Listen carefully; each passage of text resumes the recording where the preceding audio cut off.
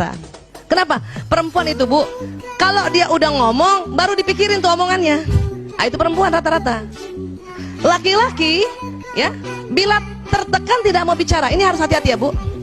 Kalau suami ibu sampai di rumah, kemudian ibu lihat ya, dia kayaknya sedih banget mukanya ya, karena 10 menit tadi. Setelah 10 menit masih sedih, kan ibu tanya kan, Abi sedih ya? Iya. Abi capek ya? Iya.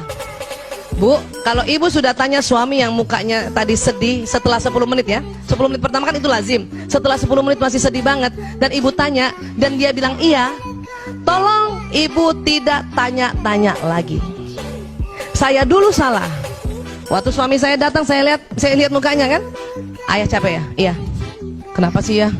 Mau ya cerita sama aku kan istrimu, ibu dari 5 anak-anakmu. Apa kata suami? Diam. Itu sakit hati banget ya. Laki-laki tidak mau diajak bicara, Bu. Kenapa? Ada otak laki-laki yang Allah kasih tidak ada sama perempuan. Apa? Pada saat dia ada masalah, dia harus diam untuk mencari solusi sendiri. Makanya jarang laki-laki kalau ada masalah pergi konseling. Jarang. Kalau perempuan ada masalah pergi konseling, Bu. Kenapa? Supaya ada yang dengerin. Suami gue nggak dengerin, ya udah gue ke dokter Aisyah aja deh. Dengerin. Dan konsultan perempuan harus yang terlatih. Kalau enggak, dia juga pengen ngomong, Bu.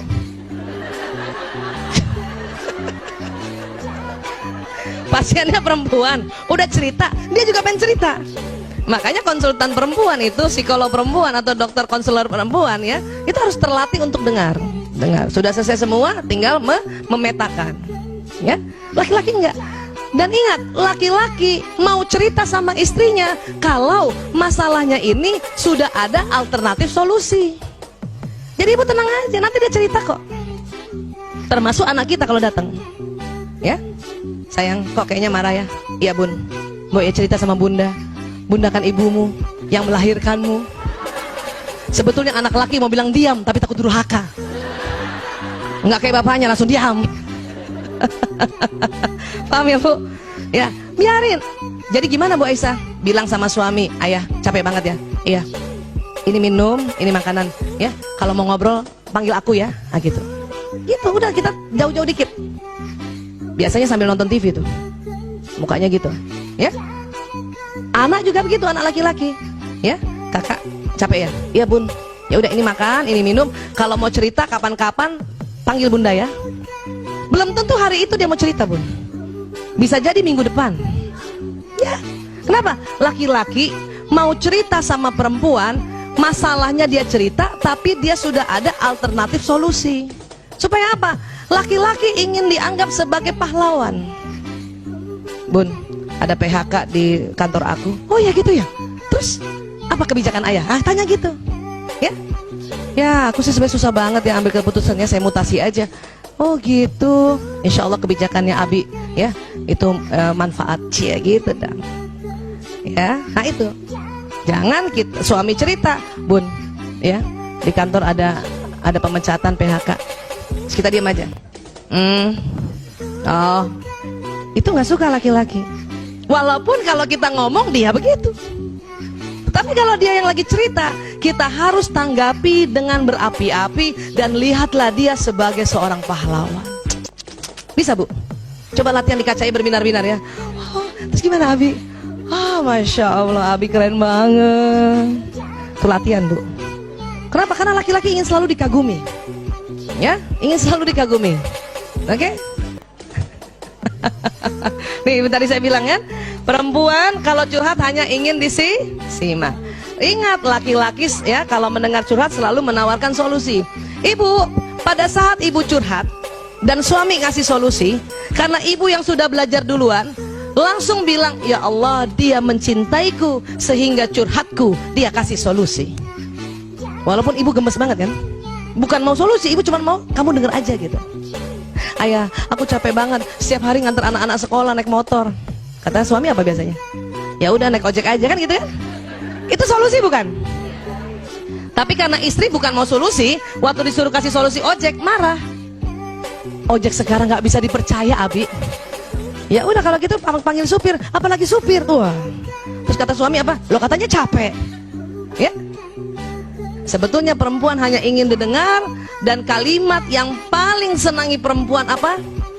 Umi kasihannya capek banget. Ciela, ya Allah. Bu, saat itu juga nggak jadi capek. Betul. Suami saya udah paham tuh. Kalau saya ngeluh apa-apa, kasihan kamu capek, istirahat aja. Ciela. Padahal maksud dia udah diam, nggak usah ngomong. Tapi kalimatnya sudah belajar dia. Kalau dulu astagfirullahaladzim, ngasih solusi berantem. Suatu ketika saya makan bakmi ayam sama suami, itu saya bilang, ya Allah kalau bakmi ayam gini kurang nendang ya. Dia kasih solusi, ya udah yuk kita makan nasi goreng lagi. Ya. Itu solusi. Paham? Dan suami saya juga sudah pintar sekarang, Masya Allah. Kalau saya curhat, setelah dia dengar curhat, apa dia bilang sama saya? Ibu, mau pakai solusi apa enggak? Itu kayak nanya mau pakai bawang goreng apa enggak. Kenapa? Kata suami saya, daripada gue berantem muter-muter debat kusir gara-gara ini. Paham ya? Nah itu tadi. Jadi gimana? Kalau gitu dari awal ibu bilang sama suami, Abi, ayah, ya, Mas, aku mau cerita aja ya. Oke, dia akan dengar. Kenapa? Karena laki-laki merasa kalau perempuan sedang ngobrol, dia harus carikan solusi. Itu dia capek juga, Bu. Tapi kalau dari awal kita bilang, dengar saja ya, aku cuma mau cerita, dia udah tenang. Oh, bukan solusi. Ya, dia selalu dengar, suami selalu ingin dianggap sebagai pahlawan. Itu harus diingat, ya. Kenapa suami ingin dianggap pahlawan? Ini Bu, ini otak dibelah ya. Ada yang merah-merah ini. Coba pegang dulu dahinya Bu. Nah, di dalam situ Bu, ini kayak ibu pegang dahi itu yang ini nih, ini ya, depan sini ya. Nah, agak ke dalamnya itu ada segitiga. Ini saya kasih warna merah, aslinya bukan warna merah ya. Namanya hipotalamus. Hipotalamus. Apa Bu? Hipotalamus.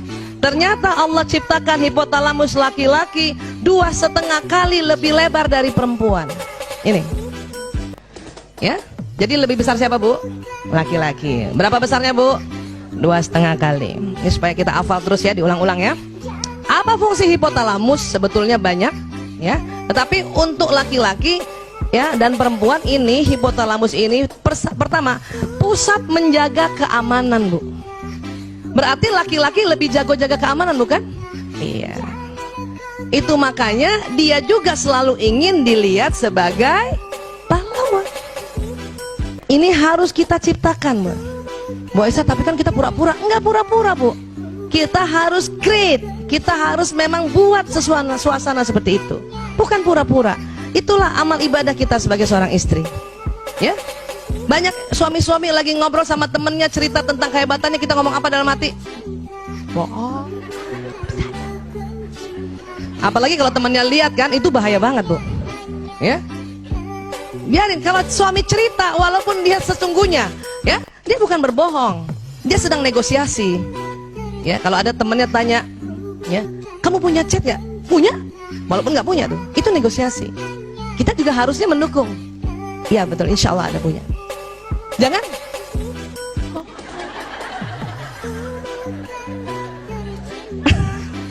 Itu kalau suami tahu itu marahnya minta ampun Bu.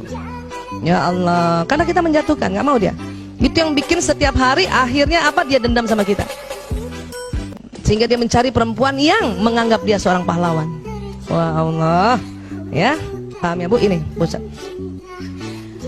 Nah, kemudian apa lagi? Ini, kalau perempuan ini yang tebal nih, yang di tengah putih, namanya corpus callosum. Apa Bu? Corpus callosum. Lagi sekali lagi, corpus callosum. Yang mana sih Bu Aisyah? Itu otak di tengah Bu, bagian tengah tuh, putih. Nah, perempuan lebih tebal. Perempuan lebih tebal. Karena lebih tebal 30%, maka perempuan bisa mengerjakan lebih dari satu pekerjaan berbeda dalam satu waktu. Ibu sering gitu kan? Masak, suapin anak, balas WA, kakinya ngepres sambil balas WA. Balas WA, pantatnya tutup lemari gitu. Iya. Ya Bu. Siapa ibu pernah kalau punya wastafel di kamar mandi, ibu sikat gigi kan? Lihat jendela berembun kan? Itu sambil ngelak.